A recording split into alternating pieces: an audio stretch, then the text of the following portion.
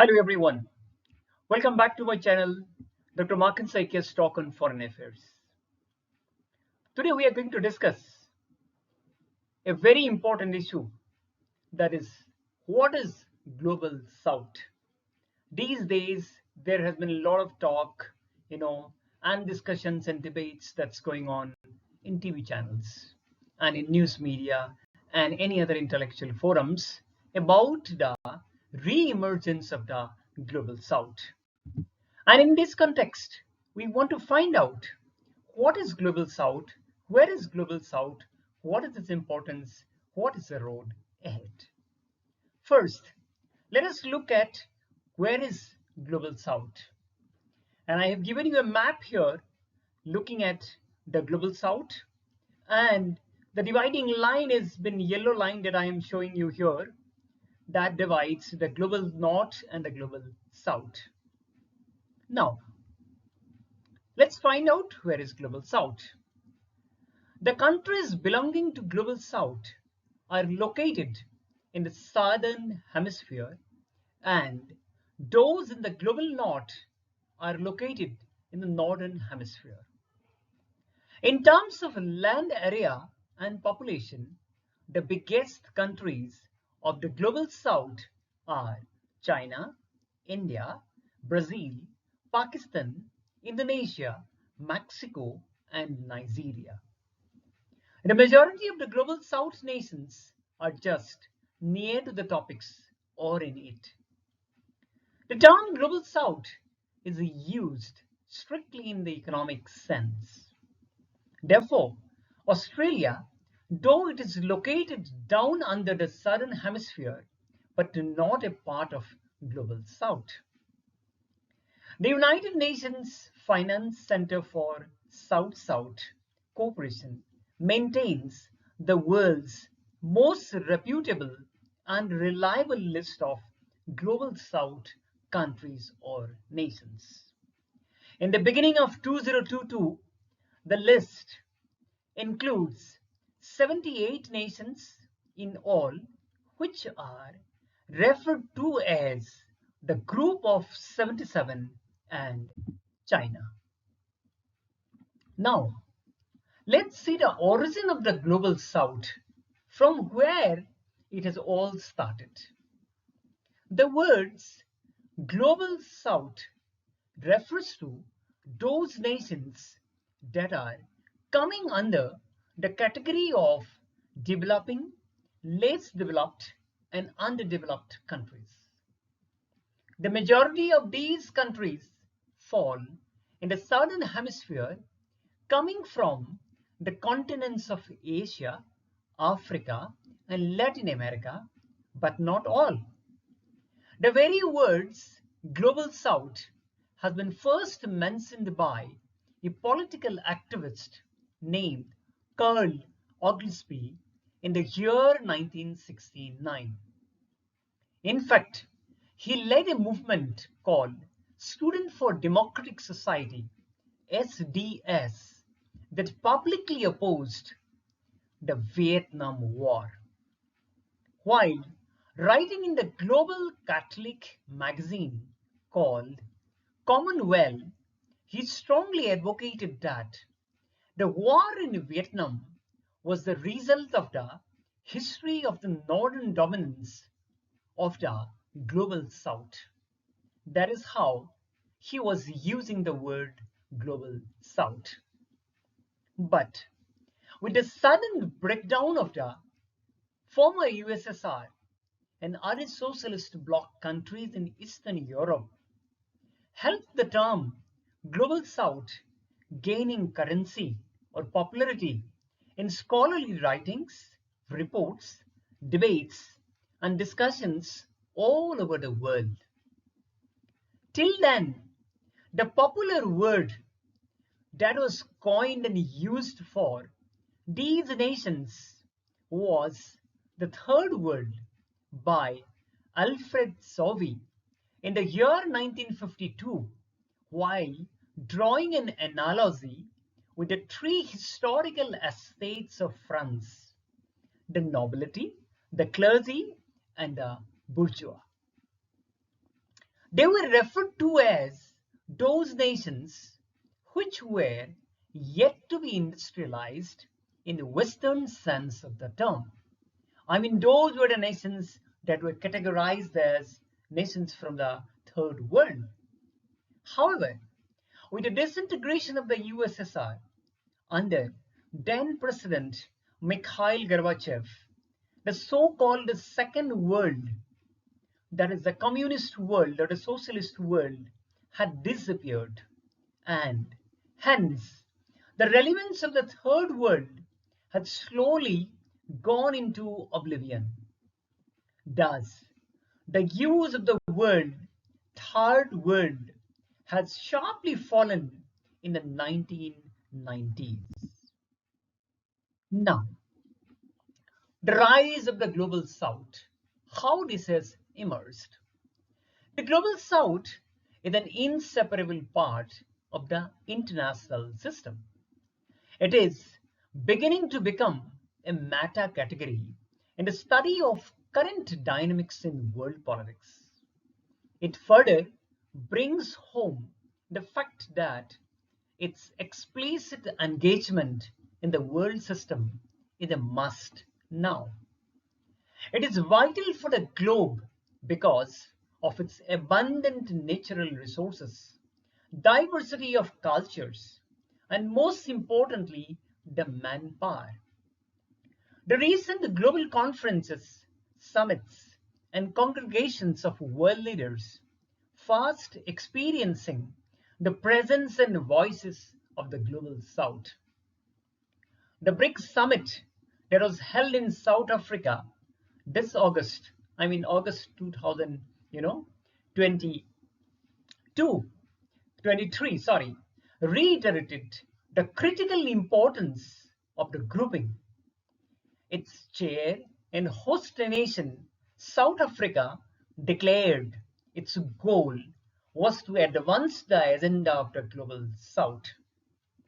Again, just before the convening of the G7 summit in Hiroshima this May, the Japanese Prime Minister Fumio Kishida emphasized that the guest countries he had invited rightly conveyed the growing importance of the global south in geopolitical order.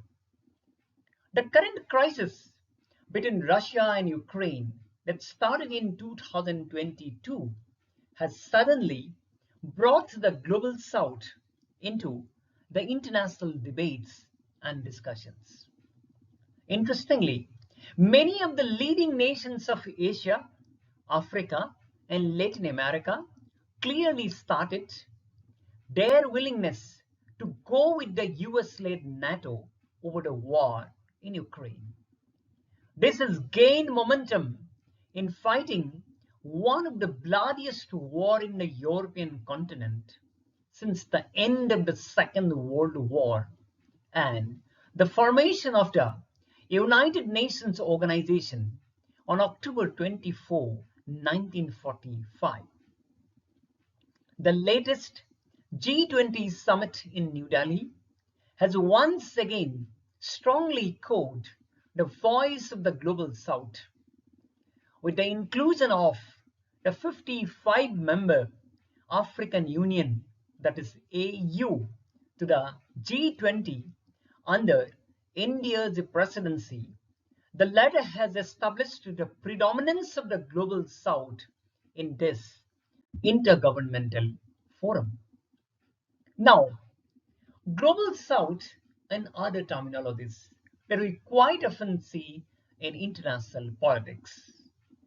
But then again, the words like developed, developing, and underdeveloped also encountered tons of criticism and finally did not get the popularity in public usage. Therefore, with the emergence of the words Global South sounded more neutral and gradually received well in public to refer to these nations. Also, these nations most commonly refer to the countries belonging to the Group of 77 at the UN. The irony is that it includes China, about which there is a raging debate, and also some of the wealthiest nations of West Asia. Some interaction observers, those who talk about that, fret that China, under an ambitious and aggressive leadership of Xi Jinping, might use the grouping for its own ulterior motives, which is already seen on many occasions. Thus, its immediate neighbor and another global stalwart, right, is directly countering the expansionist moves of China by partnering with the Quad group and openly coming closer to the US in recent years. And this neighbor is no other than India. India has established its might, power, and influence all across the global governance systems today. China is aware about it and quite often displays its anger and resentment over India by bringing border clashes with the latter. Now, the question is that why the global south matters. The global south matters because these nations directly contribute to half of the world's growth in our time. They all are home to more than 80% of the world's population and account for 60% of the GDP of the world. Another significant fact is that the remittances coming from migrant workers to low and middle income nations reached 466 billion last year. This is solely responsible for lifting many million families from poverty and hunger in all these nations. The outflow of the foreign direct investment from these nations are recorded in the third position in global flow of the FDIs. Further, intra-trade among them is growing faster than ever before in recent years, as it represents more than a quarter of the global trade. The chaos leading to the underdevelopment of the global south can be attributed to the colonization in the past by the nations of the global north.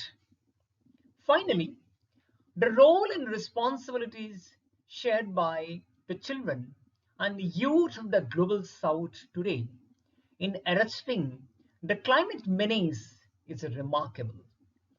They are all together spreading and making people aware about their rich biodiversity and the ways and means to preserve the same in the near future.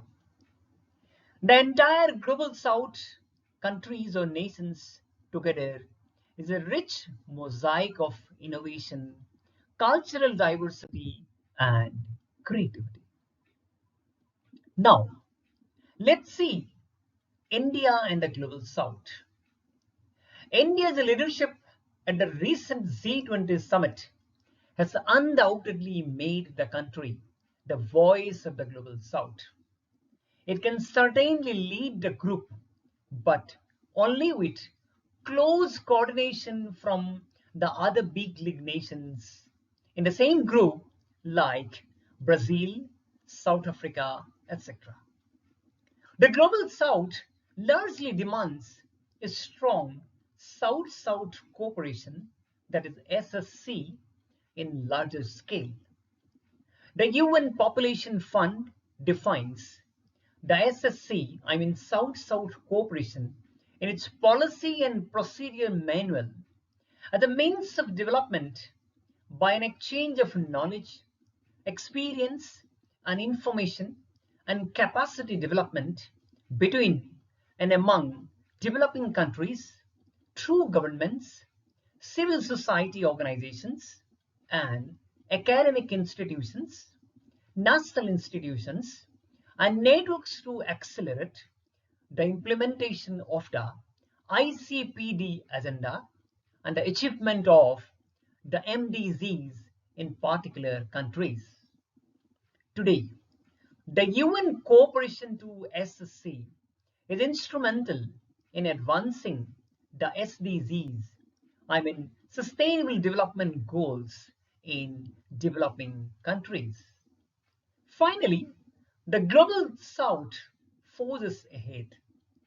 It's a great challenge for the Global North as its dwindling influence is felt all over the world today.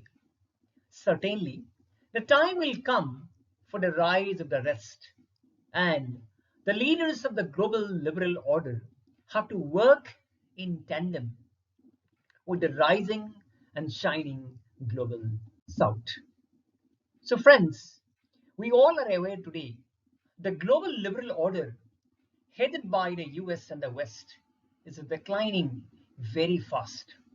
Whereas from the rest of the world, countries like China, India, they're rising to the top of the global liberal order or to the global order.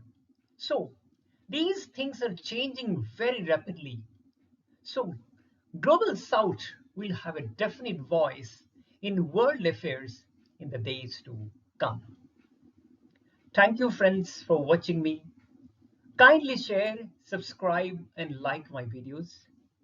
I'll be bringing you lots of interesting topics like this in my next videos. Please watch my other two channels, Dr. Markan Saikia's talk on national affairs and Political Science by Dr. Markan. Bye-bye.